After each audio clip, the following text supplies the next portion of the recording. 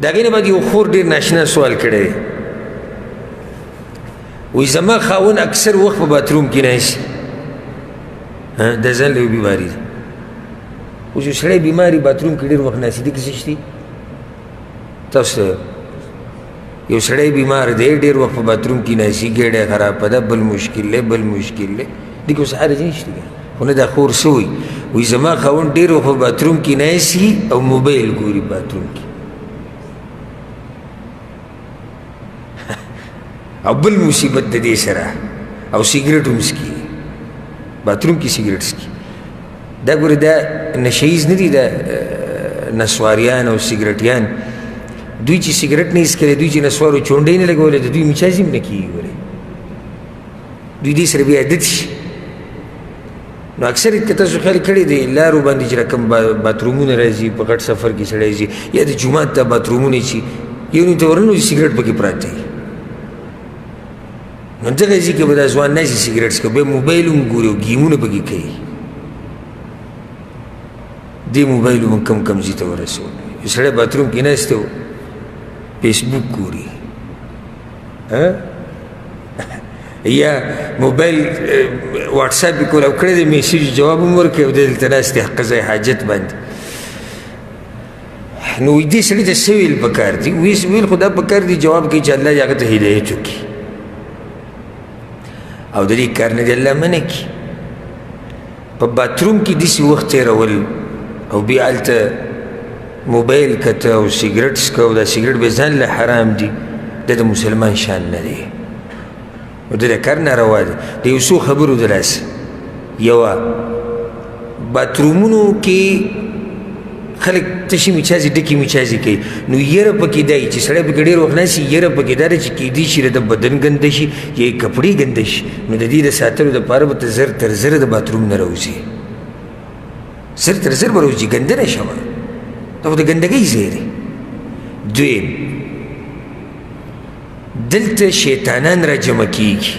د زید بن ارقم رضی الله عنه حدیث دی امام ابو داود راوړی پیغمبر صلی الله علیه وسلم وایي ان هذه الحشوش محتضره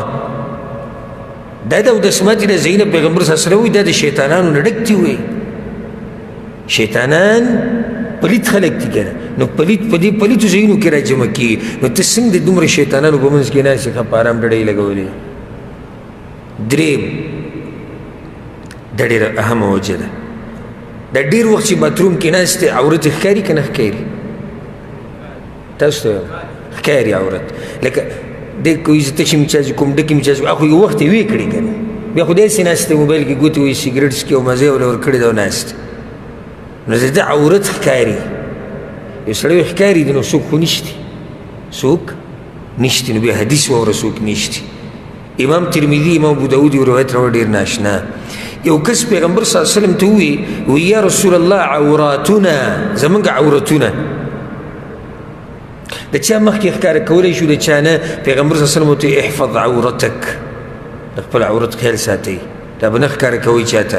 الا من زوجتک سوای ستا کور والا او ما ملکت یمینک یا وینځه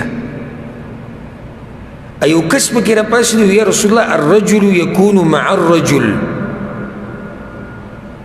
یو سړی دی یو سړي به مخکې بیا به یې نه ښکاره کوې زنانه به د زنانه په مخکې عورت نه ښکاره کوي نو دې صحابي به یې تپوس وکړو ډېر ناشنا او دقه زموږ دلیل دی استدلال دې ځای نه ما کو دې خبرې وایي ما ورته چې یا رسول الله والرجل یکون خالیا یا رسول الله که یو سړی اوس یوازې کور کې یوازې دی کمره کې ورسره څوک نشتي او دې عورت ښکاره کړي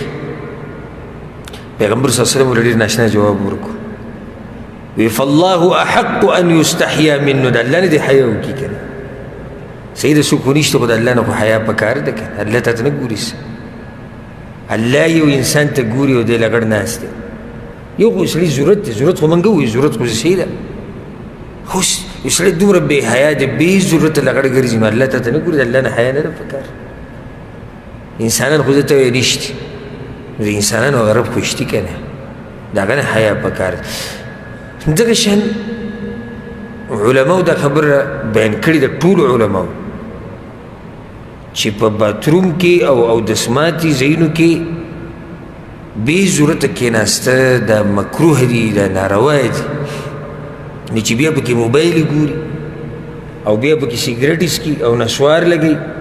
او فیسبوک یې ګوري دا کار بیا بدترین کار زه خو یم چې یو مسلمان چې فطرت برابري او پاک انساني نو دا خبرې زړه مني چې باتروم کې دې کښېنه او موبایل بس ته پکې ټلیفون یې خبرې شروع کړي په موبایل باندې خبرې شروع کړي او ناس قضای حاجت دی مخه مسله مخکې تېره وشو نو دا د دې نه ځان لرې ساتل پکار دي والله